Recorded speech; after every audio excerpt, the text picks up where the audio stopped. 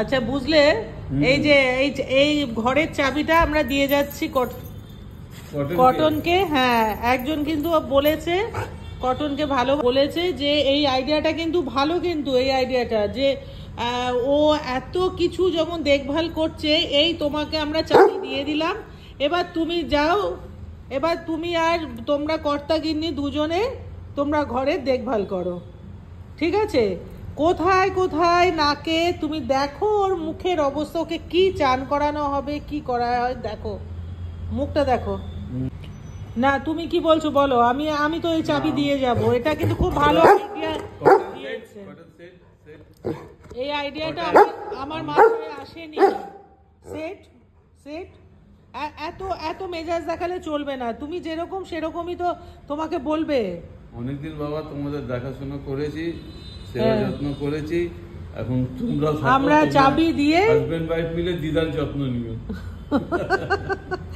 তোমরা husband wife দুজনে তোমরা এই চাবি দিয়ে দিচ্ছি, ঘরের চাবিটা, তোমরা আলমারির চাবিও দিয়ে যাব, কিচেনের চাবিও দিয়ে যাব অবশ্যই, ঠিক আছে? আমরা স্বামী স্ত্রী আবার বেরিয়ে যাচ্ছি। ও বলছে কবে যাচ্ছিস, তাড়াতাড়ি যা।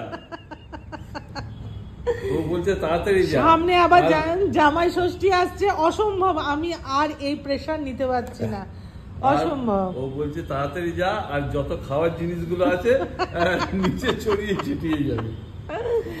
হ্যাঁ, এই আইডিয়াটা সত্যি মাথায় আসেনি, যে দিয়েছো তোমাকে অনেক অনেক থ্যাংক ইউ।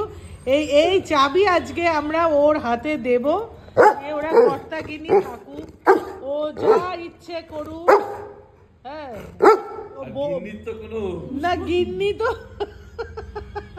সোহাগী মানুষ, গিন্নির কোনো তাপ উত্তাপ নেই, শুধু রাত্রেবেলায় পাপাকে দেখে ওর মাথা তখন আর ঠিক থাকে না। ওই আবার দেখো দেখছে, দেখো ও পাপাকে দেখলে তখন আর মাথা ঠিক থাকে না, ও তখন ভুলে যায়, কিন্তু ও কিন্তু বলতে দাও।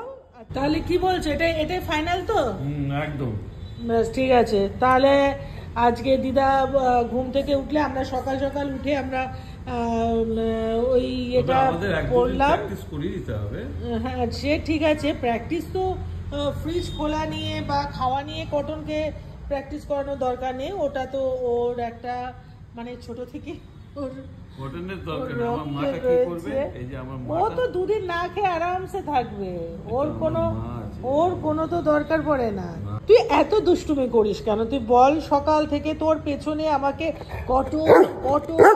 কটন এটা ধরিস না, কটন ওটা ধরিস না, আমি কিচেনে থাকলে তুই এখানে জামা কাপড় নিয়ে পালিয়ে যাস।